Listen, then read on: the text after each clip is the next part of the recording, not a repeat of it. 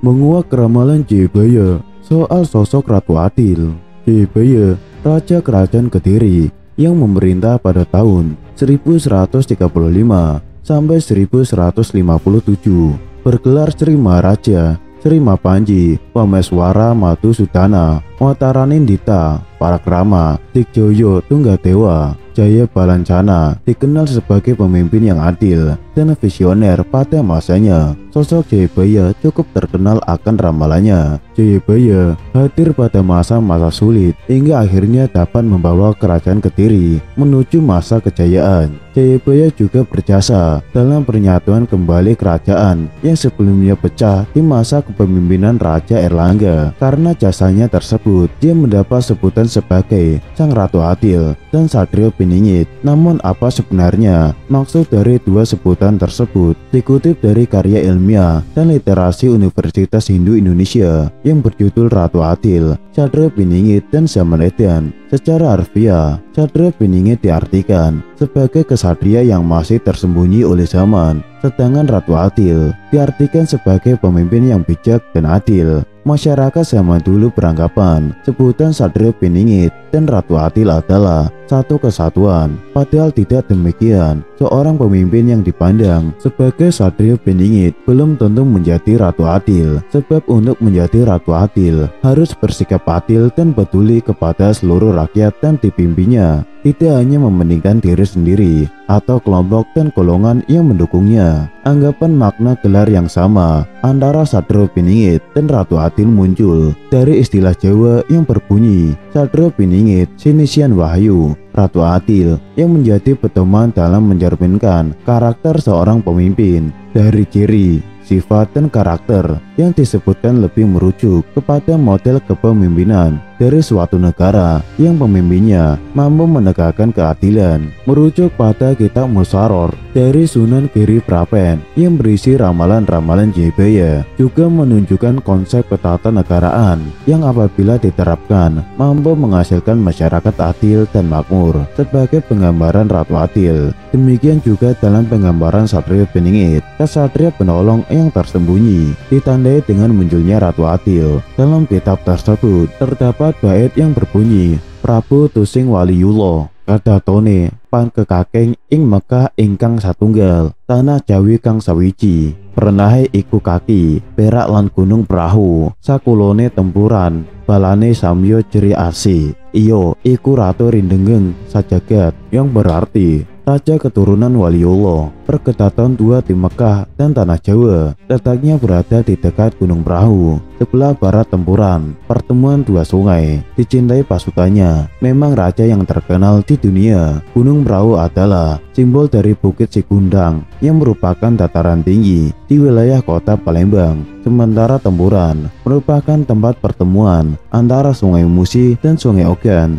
yang lokasinya tidak jauh dari Bukit Sigundang. Sebelah barat terdapat Masjid Muara Ogan. Bukit Sigundang merupakan simbol kejayaan Kesatuan Sriwijaya yang ditandai ditemukannya prasasti kedukan bukit di kaki Bukit Sigundang. Demikian halnya tempuran Sungai Ogan dan Musi melambangkan persatuan masyarakat Nusantara. Berabad-abad yang lampau pernah berkumpul 20.000 bala tentara, pemimpin Dapunta yang jaya nasa. Simbolisasi tersebut menunjukkan Jayabaya memiliki hubungan historis dengan Sriwijaya, di mana raja pendahulunya, Raja Erlangga, menikah dengan putri kerajaan Sriwijaya bernama Wijaya Tunggawarman. Dari perkawinan tersebut, menurut Sri Bameswara yang menikah dengan Putri Panjalu yang menurunkan Jayabaya sebagai Raja Kerajaan Kediri. Jayabaya dalam ramalannya juga mengatakan terkait kemunculan Sang Ratu Adil dan Satrio Piningit di masa yang akan datang,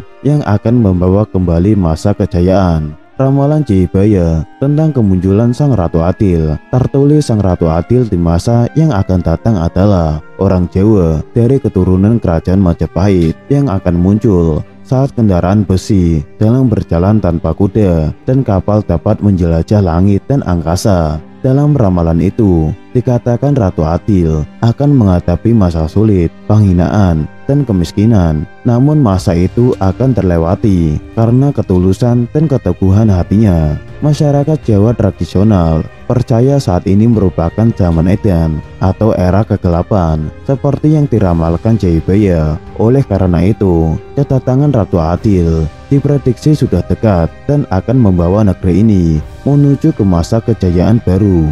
Siapakah sosok sang Ratu Adil yang akan datang ini? Selain itu, manusia memang gemar mengaitkan peristiwa-peristiwa dahsyat dengan menggunakan referensi dari ramalan, mimpi, dan fenomena spiritual lainnya. Prabu Jayabaya adalah seorang raja sekaligus pujangga legendaris, menulis ramalan pada masa lampau yang cukup terkenal di kalangan masyarakat Indonesia hingga sekarang, yakni ramalan Jangka Jayabaya. Dalam ramalannya, Raja Kediri itu salah satunya menyebutkan beberapa ciri, sifat, dan karakter Satrio Beningit, sang Ratu Adil yang bakal memimpin negara. Di kalangan masyarakat luas, banyak yang menyamakan makna antara Satrio Beningit dan Ratu Adil. Fakta itu tidak sepenuhnya salah, karena makna keduanya memang saling berkaitan. Secara harafiah, Satrio Beningit diartikan kesatria yang masih tersembunyi oleh zaman. Secara substansional, kesatria itu adalah karakter atau sifat yang harus dimiliki seorang pemimpin. Sedangkan Beningit masih dipingit atau dirahasiakan. Dalam hal ini dimaksudkan oleh zaman. Oleh sebab itu, masyarakat hanya bisa berasumsi dan menduga-duga atau menafsir istilah tersebut. Demikian halnya